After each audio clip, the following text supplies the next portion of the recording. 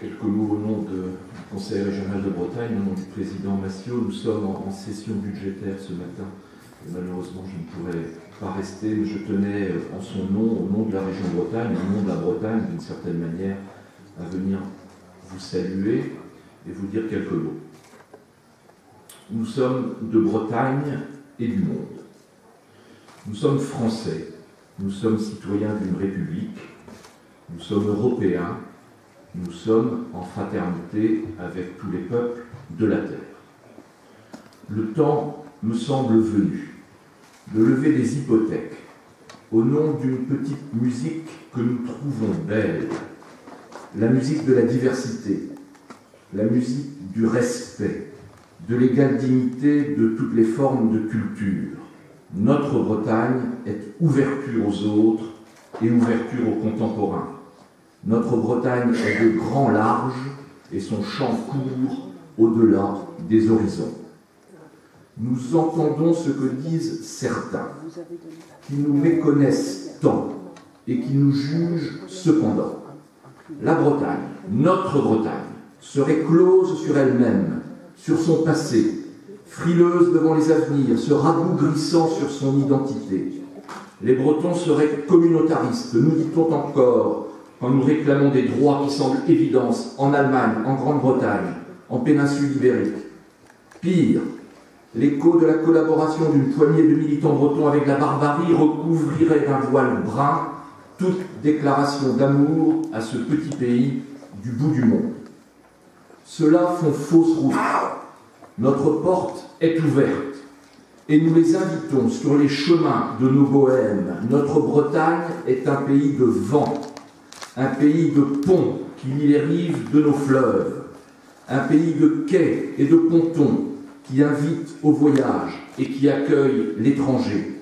La Bretagne a toujours été terre rebelle, résistante face à l'oppression, et les Bretons en grand nombre ont rejoint l'hermine au cœur, le camp de l'honneur, quand le vol noir des corbeaux imposait son ombre sur les champs de nos pères. Ces coquelicots de la liberté, nous les portons à la mémoire. Bretons, nous sommes, de racines, de cœur et de désir aussi. Français, nous sommes, d'héritage et de passion tout autant. Nous ne supportons pas, nous ne supportons plus que la France centralisatrice, la France jacobine, nous assigne à résidence du passé, nous entoure de ses préjugés et se contente de cartes postales au ton sépia pour illustrer notre pays. Nous ne supportons pas, nous ne supportons plus que notre République caricature la diversité, s'en méfie encore et n'ose s'engager avec vigueur, avec enthousiasme sur les chemins de la confiance.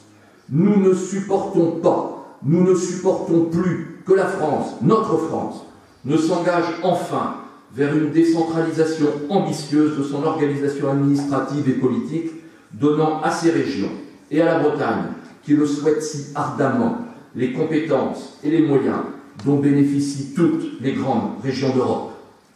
Soyons justes, notre critique ne s'adresse pas à la France.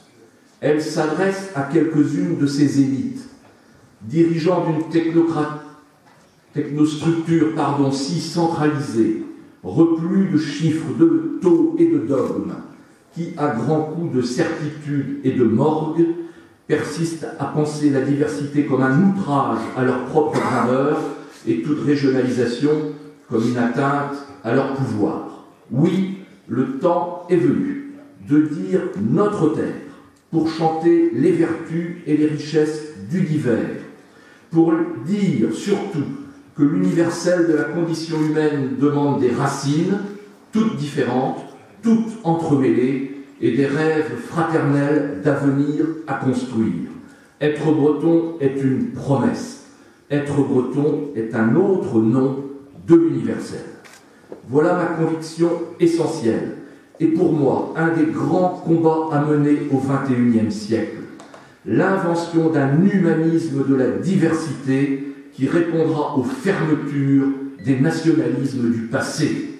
Un humanisme de la diversité adaptée aux identités composites de notre temps, basée sur les droits culturels des personnes. Les pluriels sont si féconds. Les pluriels en nous sont si féconds. Le sentiment d'appartenance à un territoire, en l'occurrence la Bretagne, est un levier essentiel à son développement. Laissons-le s'épanouir. Il est le terreau qui féconde les engagements citoyens, associatifs, collectifs. Il est plaisir et fierté parfois. Il faut être bien riche ou vraiment très inconséquent pour s'en priver.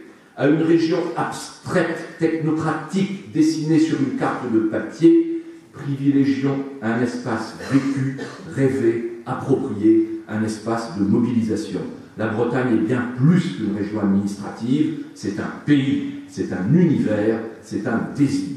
Oui, c'est cela, la Bretagne d'aujourd'hui. Et sans méconnaître les risques des identités meurtrières, le temps est venu d'affirmer qu'il n'y a pas de fatalité à la fermeture, à la nostalgie.